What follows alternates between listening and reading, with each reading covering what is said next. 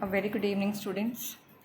This is your biology class, and today we are having this online class for human heart. ठीक है ना? In this video, I will explain you the structure and functioning or working of the human heart.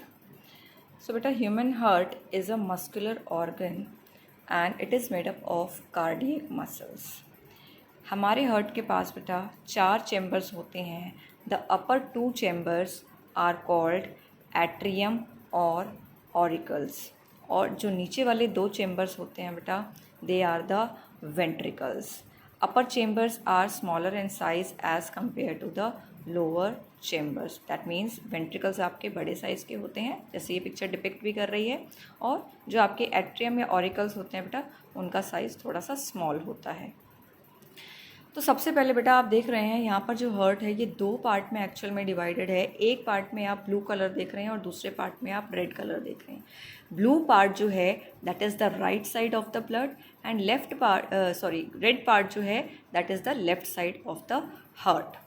जो आपका right side होता है बेटा उस side पर हमेशा डीऑक्सीनेटेड ब्लड ही रिसीव होता है, और जो आपका लेफ्ट साइड होता है यहाँ पर ऑक्सीजनेटेड ब्लड रिसीव होता है.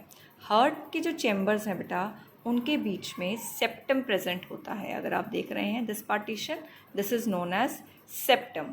ऑरिकल्स के बीच जो सेप्टम प्रेजेंट होता है उसको हम कहते हैं इंटर ऑरिकुलर सेप्टम, और वेंट्रिकल्स के बीच में जो सेप्टम प्रेजेंट होता है, जो पार्टीशन प्रेजेंट होती है, उसको हम कहते हैं इंटर वेंट्रिकुलर सेप्टम. ठीक है, तो बेटा ब्लड का फ्लो इसमें कैसे होता है वो हम डिस्कस करेंगे.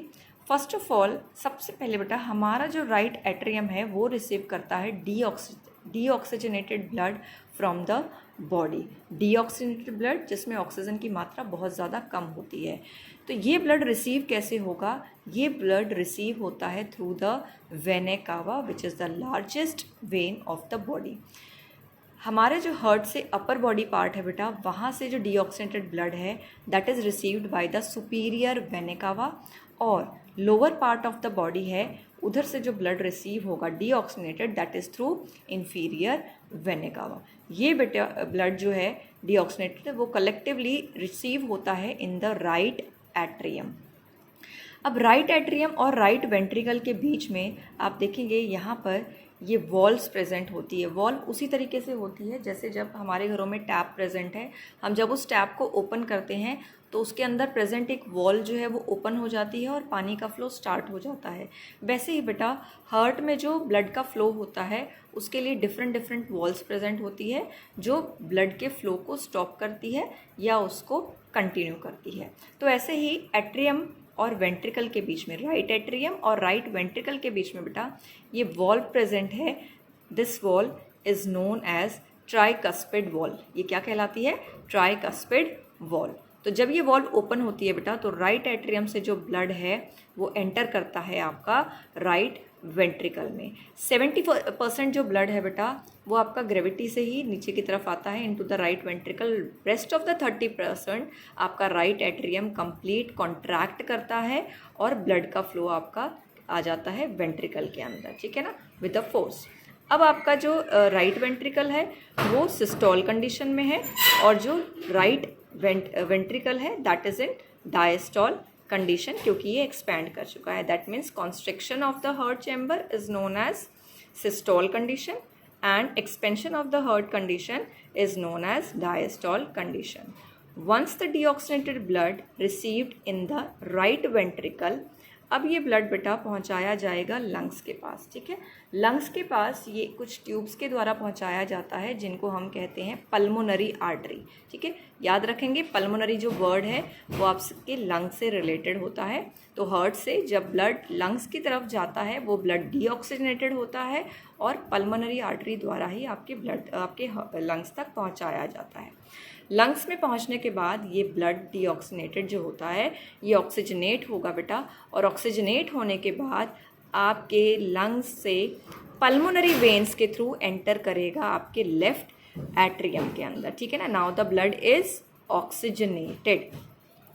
Oxygenated blood will enter in the left atrium. ठीक है, अब ये वाला ब्लड भी बेटा सेम जैसे यहाँ पर हो रहा था ग्रेविटी से 70% आपके लेफ्ट वेंट्रिकल में रिसीव हो जाएगा एंड रेस्ट ऑफ द 30% ये लेफ्ट एट्रियम कंप्लीट कॉन्ट्रैक्ट करेगा और कॉन्ट्रैक्शन में अगेन ये सिस्टोल कंडीशन रहेगी और यहाँ पर जो वॉल्व प्रेजेंट होती है उसको हम कहते हैं बाइकस्पिड वॉल्व। क्या कहते हैं बेटा इसको? Bicuspid valve. और बाइकस्पिड वॉल्व का एक और नेम होता है मिट्रल वॉल्व, जिसको कई बार एमसीक्यूज में भी पूछा जा सकता है।